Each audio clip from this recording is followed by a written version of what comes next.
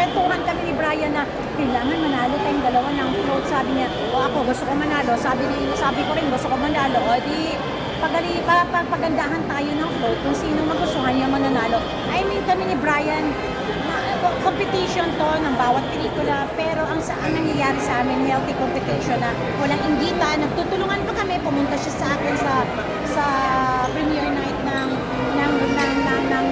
Topak, pumunta rin ako sa uninvited.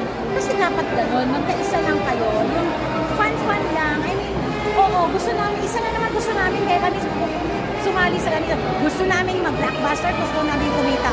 Sino bang ayaw kumita? Diba? Miss Ibiang, makasali na lang. Hindi ko alam kung natanong na, pero anong reaction mo or stand mo dito sa hindi equal yung mga cinemas? Actually, yes, hindi siya equal kasi merong may 100 mahigit, may 200 daw. Sabi sa akin, yung pinakamahan 200, 100. Ang kami, parang 10 entries pang siyang kami na 33, pero today naging 38. Ngayon, ang tawag yan, ang masasabi ko, sinabi naman ni Chairman Don Artes na inano nila na kasama lahat sa raffle. Parang bunutan kasi ng sinihan. Inano niya na sana lahat ng sinihan kasama, pero yung mismong mga sinihan, yung like sa probinsya, hindi sila sumama sa raffle. Ayaw nila, gusto nila na makuha yung sila mismo ang magde-decide kung sino yung sa tingin nila nakikita.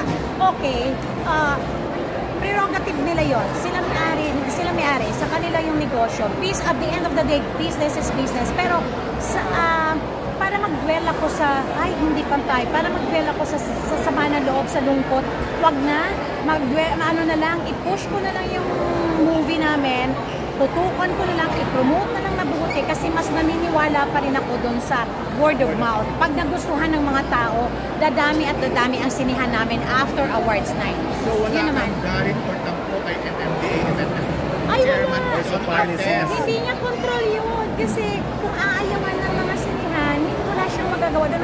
Ang alam ko, kinausap niya, pero umayaw yung iba kasi meron sa sinihan iba sa labas, sa Mindanao, like Luzon, merong 2 lang.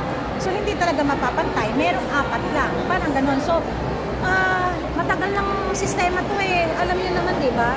Matagal ng ganon, meron talagang konti lang, hindi lang to ngayon. Pero para magreklamo ako at magtatalak, wag na, Diyos ko, yung energy kong yun, itutok ko na lang sa pag-push ng pelikula namin dahil naniniwala ako na worth it panoorin ang Topak, na maganda ang Topak, at worth it para ipaglaban ko ang mga artista ko na ang gagaling nila. So alam mo yun, naniniwala ko sa word of mouth. At least nalinaw, Miss Ibiang, kasi ang akala, ang MMDA yung may problema kung bakit mas marami yung cinema ng ganitong movie, di ba? Yung pala mga theater owners ang may control. Yung accident control ng MMDA, Metro Manila. Oo, actually, ang MMDA, kaya nga, di ba nakita mo kasi sa interview ni Chairman Don Artes na sinabi niya, hindi sumama ng yung bunutan, yung probinsya. So kahit anong gawin niya, kung ayaw, di ba? Walang magagawa. Kasi siyempre, iisipin pa rin sa probinsya, sinong malakas, sinong ganon. Pag-iisip naman nila na malakas yung pelikula, hindi naman pala malakas, matatanggal din yun, maaalis din yun, mapapalitan din ng mas malakas. So, okay lang ako. Sana